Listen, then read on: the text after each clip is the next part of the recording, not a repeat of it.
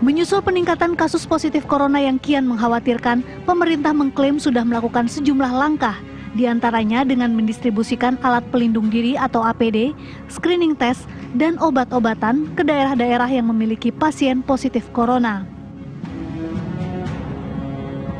Dari Jakarta, tim TV One mengabarkan.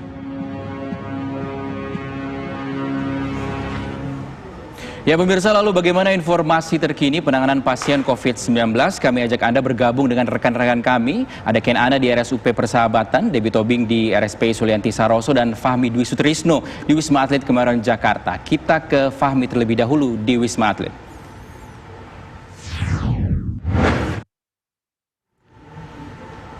Ya Fahmi, bagaimana kondisi di sana? Apakah pasien ini sudah mulai ditangani?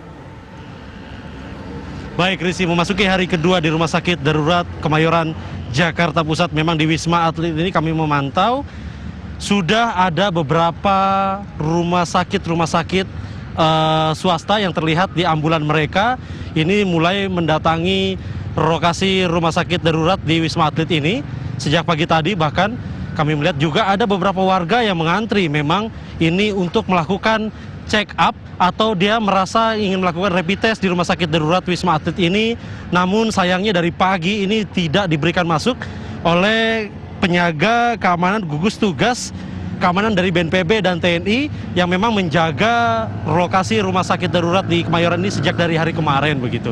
Nah, permasalahannya ada banyak rumah sakit swasta dan para masyarakat secara mandiri ini belum mengetahui informasi bahwa rumah sakit darurat yang dibuat di Kemayoran, Jakarta Pusat ini hanyalah untuk PDP, pasien dalam pengawasan yang sudah juga positif terjadinya gendala COVID-19 ini dari beberapa rumah sakit rujukan yang dilakukan pemerintah seperti ada Rumah Sakit RSPI, Persahabatan, Minto Harjo, Cengkareng, dan Gatot Subroto ini. Yang ada di dalamnya ini memang diketahui juga ada 100 lebih jumlah pasien PDP yang sudah ditaruh di rumah sakit darurat di Kemayoran, Jakarta Pusat ini begitu. Nah, para rumah sakit swasta ini yang mengaku mempunyai pasien PDP ini tadinya rencananya ingin bypass langsung ke rumah sakit Kemayoran ini, namun tidak bisa. Prosedurnya haruslah dari rumah sakit swasta membawa pasien tersebut ke rumah sakit rujukan pemerintah yang sudah ditetapkan.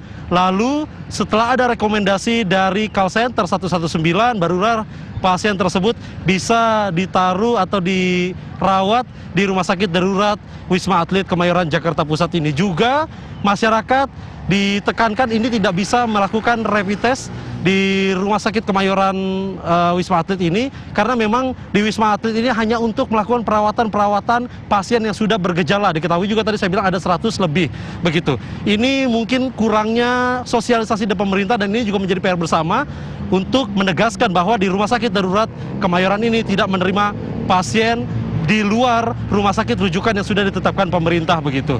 Diketahui juga ini ada 4 tower yang dipakai dari ada 10 tower yang berada, di mana 2 tower ini rencananya untuk pasien PDP yang bisa ditengarai menampung 3.000 pasien begitu, dan 2 towernya juga diisi dari beberapa tim medis. Ada markas petugas medis di sini, ada 1 buah, 3 posko gugus tugas pengamanan COVID, ada 6 ruang rawat inap, 7 ruang IGD, ICU pemulihan, dan juga dilengkapi laboratorium dan radiologi.